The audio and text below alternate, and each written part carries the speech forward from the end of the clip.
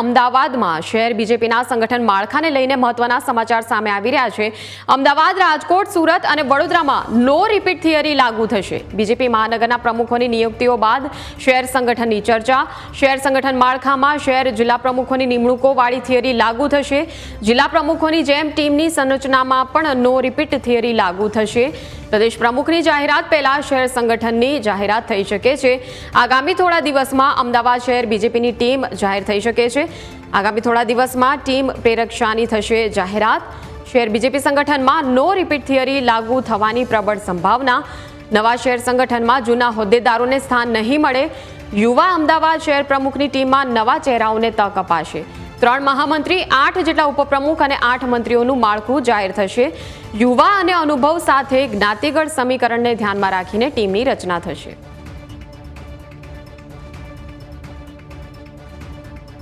તો બીજેપી મહાનગરના પ્રમુખોની નિયુક્તિઓ બાદ હવે શહેર સંગઠનની ચર્ચા થઈ રહી છે।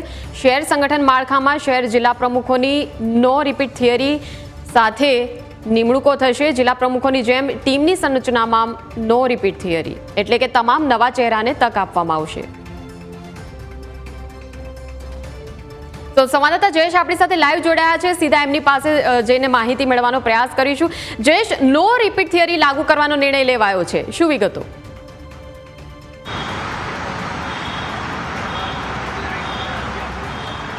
મયુરી, જે પ્રકારે જિલ્લા અને શહેર પ્રમુખોની નિમણૂકો છે તે બીજેપી દ્વારા થોડા સમય પહેલાં કરી દેવામાં આવી હતી ને ત્યારબાદ હવે તેમની જે ટીમ છે શહેર અને જિલ્લા પ્રમુખોની તેમની માટેની કવાયત છે તે શરૂ કરવામાં આવી રહી છે। એવામાં પણ વિશેષ જે મહાનગરો છે જેમાં અમદાવાદ, રાજકોટ, સુરત અને વડોદરા કે જ્યાં નવા જે શહેર પ્રમુખો છે તેમની નિમણૂકો કરી દેવામાં આવી છે, પરંતુ તેમની જે ટીમ છે તે હજુ સુધી જાહેર નથી કરવામાં આવી। ત્યારે જે વિગતો આપણી પાસે સૂત્રો પાસેથી આવી રહી છે તે મુજબ ટીમો છે તે તૈયાર બનીને થઈ ચૂકી છે। ત્યારે હાઈકમાન્ડના જે નિર્દેશ છે તેની રાહ જોવામાં આવી રહી છે। હાઈકમાન્ડના નિર્દેશ મળ્યા બાદ જે શહેર સંગઠન છે તેની ટીમ જાહેર કરી દેવામાં આવશે ને જે વિગતો આપણી પાસે આવી રહી છે તે મુજબ આ જે ટીમની જાહેરાત કરવાની છે તેવામાં નો રિપીટ થિયરી છે તે લાગુ કરવામાં આવે એ પ્રકારની શક્યતાઓ વધુ જોવા મળી રહી છે। અને જે નવા સંગઠનમાં જે ખાસ કરીને મહામંત્રીઓ છે 3 સ્થાન આપવામાં આવતું હોય છે, તેની સાથે 8 જેટલા ઉપપ્રમુખો છે તેને સ્થાન આપવામાં આવતું હોય છે ને તેમની સાથે 1 કોષાધ્યક્ષ અને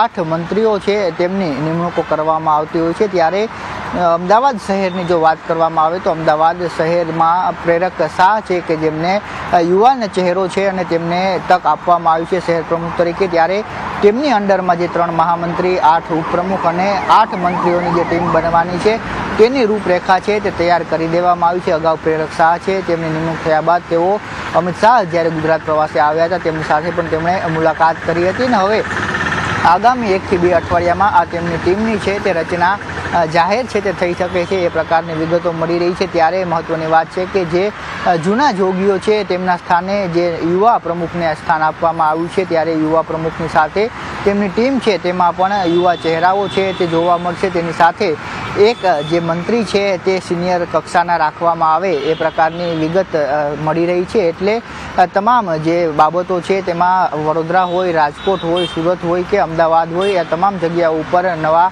પ્રમુખો છે તેમને સ્થાન આપવામાં આવ્યું છે। ત્યારે તેમની ટીમમાં પણ જૂના જોગીઓ છે તેમને નહીં રાખવામાં આવે ને આ તમામ 4 મહાનગરો છે તેમાં નો રિપીટ થિયરી છે તે લાગુ કરવામાં આવશે। એટલે જૂના સંગઠનમાં રહેલા એક પણ વ્યક્તિ છે તેમને રિપીટ નહીં કરવામાં આવે એ પ્રકારની પ્રબળ શક્યતાઓ છે અત્યારે જોવા મળી રહી છે। ત્યારે પ્રદેશ પ્રમુખનું કોકડું છે તે પણ ગૂંચવાયેલું છે। એવામાં પ્રદેશ પ્રમુખની નિમણૂક છે તેમાં હજુ વિલંબ થઈ શકે છે ને એ પહેલાં આ 4 મહાનગરો છે તેમાં ટીમની જાહેરાત થઈ શકે છે એ પ્રકારની શક્યતાઓ જોવા મળી રહી છે। ત્યારે જે યુવા ચહેરાઓ છે તેમને સ્થાન આપવામાં આવશે, તેની સાથે સાથે જ્ઞાતિગત સમીકરણો છે તે પણ જોવામાં આવશે ને તેને આધારે મંત્રીઓ છે, મહામંત્રીઓ છે તેમની નિમણૂક કરવામાં આવશે ને ઉપપ્રમુખો છે તેમની પણ નિમણૂક છે તે આ જ આધારે કરવામાં આવશે। ત્યારે જે પ્રકારે ભૂપેન્દ્ર પટેલને નવા મુખ્યમંત્રી બનાવવામાં આવ્યા હતા અને તેમનું જે મંત્રીમંડળ આવ્યું હતું તેમાં તમામ જે જૂના મંત્રીઓ હતા તેમને નો રિપીટ થિયરી લાગુ કરવામાં આવી હતી। એ જ પ્રકારનો સિનારીઓ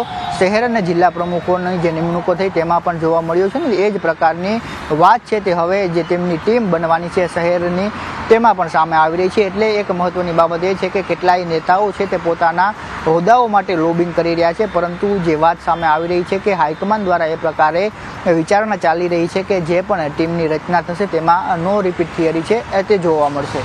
બિલકુલ, આભાર જે સમગ્ર માહિતી આપવા બદલ.